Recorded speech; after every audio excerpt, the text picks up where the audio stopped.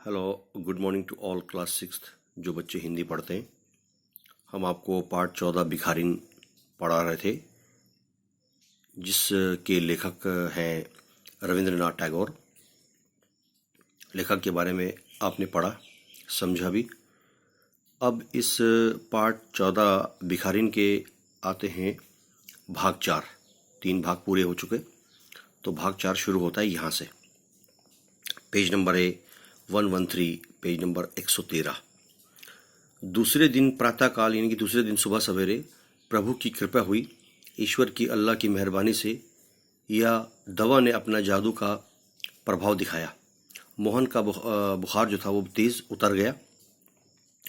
होश आने पर उसने आंखें खोली। जब उसे थोड़ा होश आया, उसके स्वास्थ्य में थोड़ा परिवर्तन हुआ, तो सबसे पहला शब्द उसकी जबान से निकला, माँ। चारों ओर अपरिचित चेहरे देखकर मोहन ने अपने चारों ओर अनजान चेहरों को देखा। उसने अपने नेत्र फिर बंद कर लिए, आंखों को फिर बंद कर लिया। उस समय से उसका ज्वर फिर अधिक होना शुरू हो गया। जब उसने अपने चारों ओर अजनबी लोगों को देखा, फिर उसने आंखें बंद कर ली और बुखार दोबारा से चढ़ गया। सहसा सेठ जी को अंधी का ध्यान आया। अचानक उस सेठ को उस अंधी भिखारिन का ख्याल आया। उन्होंने घोड़ा गाड़ी तैयार करवाई और बस्ती से बाहर अंधी की झोपड़ी पर जा पहुंचे। झोपड़ी बिना द्वार की थी, उस पर कोई दरवाजा नहीं था, और वो अंदर गए। अंदर पहुंचकर सेठ जी ने कहा, ओ बुढ़िया, तेरा बच्चा मर रहा है, रह रहकर वो तुझे पुकारता है। अब तू ही उसके प्राण बचा सकती है।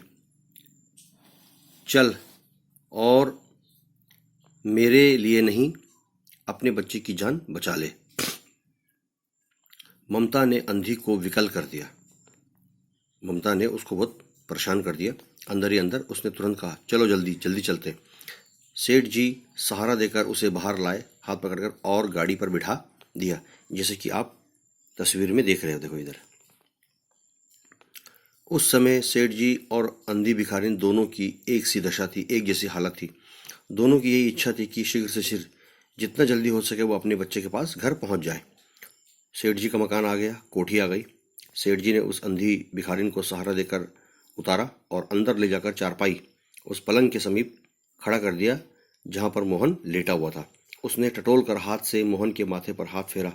मोहन पहचान गया कि ये उसकी माँ का हाथ है। उसने तुरंत अपने नेत्र, आंखें खोली और उसे अपने समीप खड़े होकर, अपने नजदीक खड़े होकर देखकर कहा, माँ तुम आ गई हो। अब देखो यहां से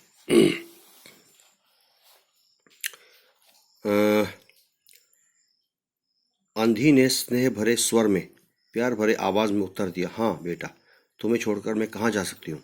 अंधी भिखारिन मोहन के सिरहाने बैठ गई और उसने उसका सिर अपनी गोद में रख लिया।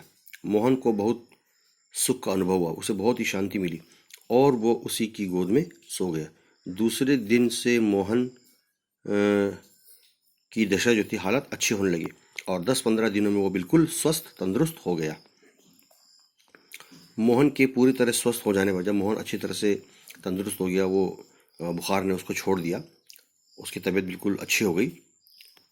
हो जाने पर अंधी ने विदा मांगी। उस अंधी स्त्री ने कहा कि अब मैं अपने घर जाना है, मुझे आज्ञा दे दो। सेठ जी ने बहुत कहा कि वो उन्हीं के पास रहे, कि मुझे अपने घर जाना है।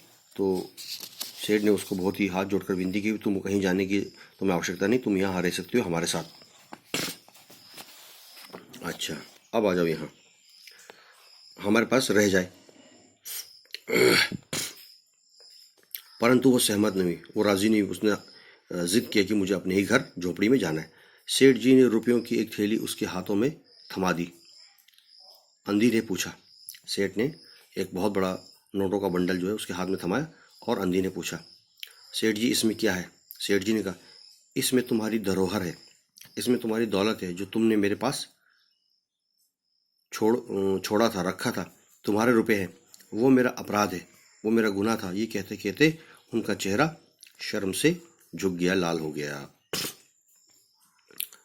जब अंधी ने वो रुपया पैसा सेठ जी के पास जमा किया था, तो सेठ जी की नीयत खराब हो गई उस पैसे को देखकर, और अंत में उन्हें अपने गलती का एहसास हुआ, पश्चाताप हुआ। अंधी ने बात काटते हुए बीच में कहा, ये रुपए तो मैंने तुम्हारे मोहन के लिए इकट्ठा किए थे, सो उसी को दे देना मेरी तरफ से। आंधी ने थैली वहीं छोड़ दी और लाठी टेकती हुई लाठी के सहारे वो अपनी झोपड़ी की तरफ चल पड़ी। तो ये था आपका पार्ट 14 भाग 4, इसके अर्थ और पाठ। तो इन सबको हमने आपको समझा दिया, पढ़ा भी दिया। अब इसका आता है अंतिम भाग है भाग 5, जिसमें इसके शब्द अर्थ, सारे एक्सरसाइज और इसके प्रश्नोत्तर हम आपको कल बताएंगे। धन्यवाद।